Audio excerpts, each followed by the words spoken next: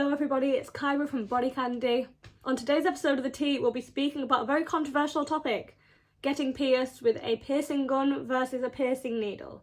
But before we get into all this and unpack it all, remember to like, comment and subscribe to BodyCandy to see all these videos. So let's get into it. This is a wormhole. First off, safety. It's virtually impossible to properly sterilise a piercing gun. Some of them are made of plastic, which would melt in the autoclave, which is used to sterilise piercing tools.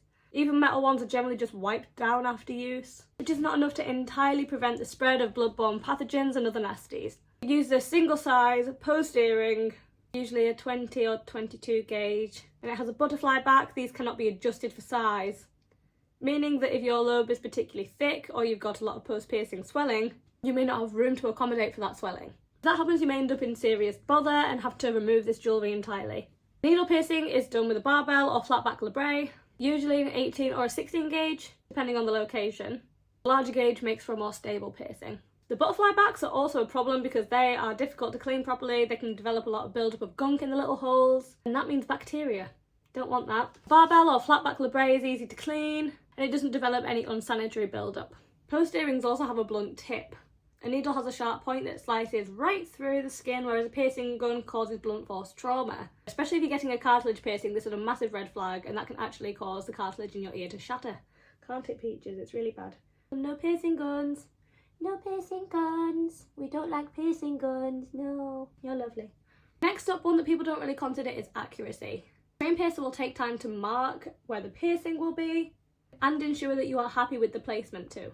The gun piercing, the location is not marked in advance. It's difficult to get straight.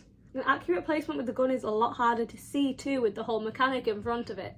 Crooker piercing rarely will heal well with gun piercings. It's more likely that you'll have more issues with the angle and symmetry. And next up, jewellery options. Those that do gun piercings usually only have a very limited selection of jewellery to choose from. A professional piercing shop will have far more pieces for you to choose from. You're going to be wearing that jewellery for several months, maybe even a year or over. You want something that you truly love, rather than just having to settle for what they had on hand. If you choose threadless jewellery as well, your style options are virtually unlimited. You can even use the same ends when you downsize your jewellery, or even use those ends in different piercings too. Piercing guns may have been an option decades ago, when piercing shops were fewer and less information was available regarding the dangers of piercing guns themselves. Piercing has evolved over the years, along with better jewellery, which is better quality, and an uptick in the number of trained and trustworthy piercers.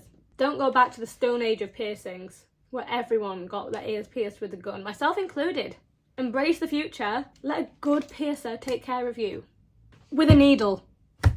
Thank you very much for watching this episode of The Tea. If you want to see more videos like this, remember to subscribe to BodyCandy, leave a like and a comment, and I will see you on the next video. Bye!